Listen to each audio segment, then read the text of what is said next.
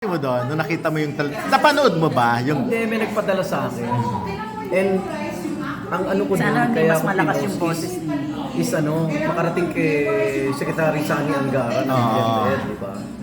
Kasi nakakalungkot, nung kami elementary, isa sa paboritong subject ko, araling panlipunan.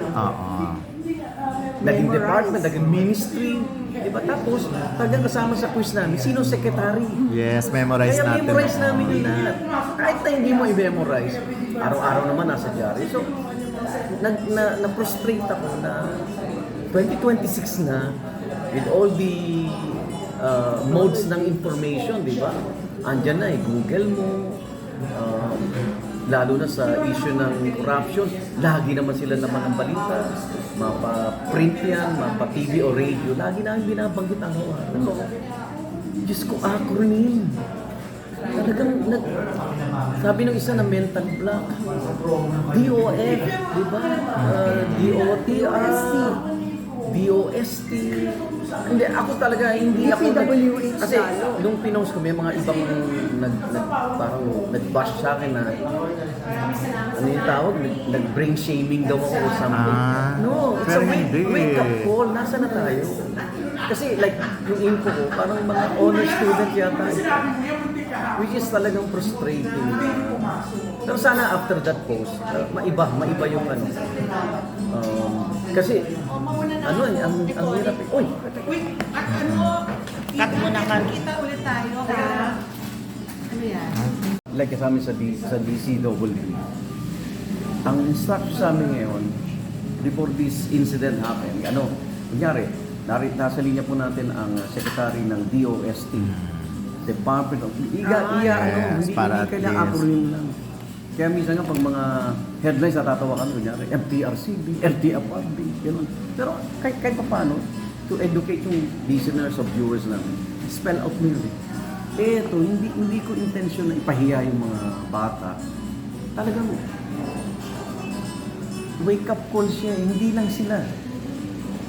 Ang baba nga ng ano natin, reading comprehension, diba?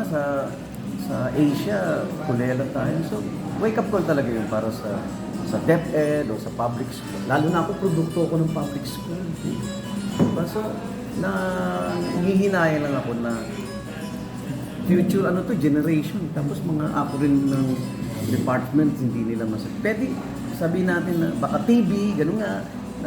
Pero, imposible. Kasi hindi PWH, di ba? Hindi Yun nga, Malacanang. mo, ilang Picture buwan nga ng tayo. Malacanang.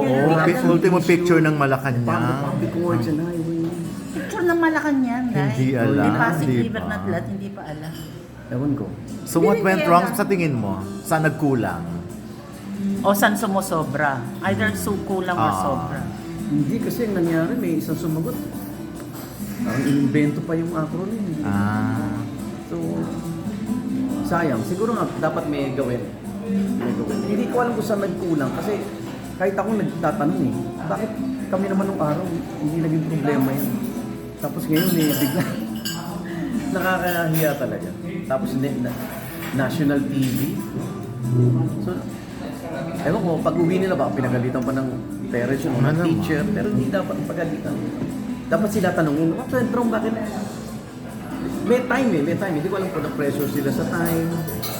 Kahit pa eh. Pero, Everyday mas marami naman yung nag-comment sa views na medyo kailangan may gawin tayo. Pero hindi kaya dahil papalit-palit din ang official. Hindi man nagpalit ang pangalan ng departamento. Dati ministry lang ang mga tawag. Dati nga, di ba, Department of Transportation and Communication, hiniwalay na nga yun. Naging Department of Transportation, nagkaroon ng Department of Information and Communication Technology. Kumbaga,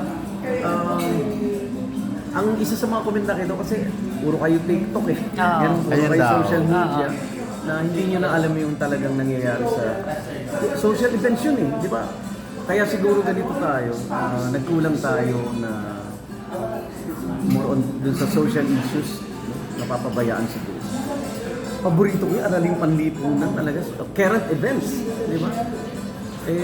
Sana naging maganda yung purpose ng pag-post ko na magkaroon ng awareness and pagbabago dun sa sa curriculum para Anong message mo sa mga basher? sa basher. Wala akong message kasi kung ayaw nila talaga sa akin, wala Wala akong ka. magagawa ron. Pero okay lang yun ha.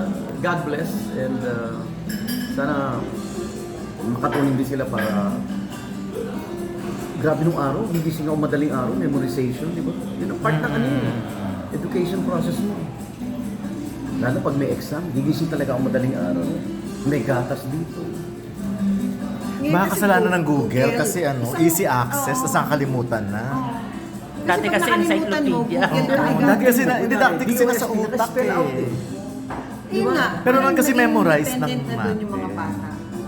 Oh, pero So, dapat pag tinanong ka ng DPWH, Ay, automatic, Google ko lang. Google ka. Tapos So they don't copy bother paste. to- Oo, to To memorize. memorize. Oo nga, pero pag news kasi, lalo na kung DPWH, inabuan tayo sa corruption, lagi siya nababanggit sa balita. Eh. Yun ang, Ang di mo problema, maano eh. nanonood ba sila ng Senate hearing? Yun na nga, kasi itong mga to, sila yung magdi-decide ng leader natin sa Yes. future eh. Di ba? So, pag gano'n ang thinking mo, sayang naman yung boto nila. Baka hindi pa nila at kilala yung boboto nila kung sino eh. Kaya, Kung bumoboto sila at Kung all. bumoboto sila. Pero sayang talaga, nakakalungkot lang. Hindi siya pinost para pagtawanan. Pinost ko siya para wake up call talaga. And I'm sorry kung may mga nasaktan o ano. Kasi hindi yun talaga yung ano, yung gusto kong mangyari. Kaya wag niyo akong tanungin na ako rin, baka mapaya ako ngayon. Ano nga yung acronym na? Di ba? Ano ako rin CCP? Cultural Communist?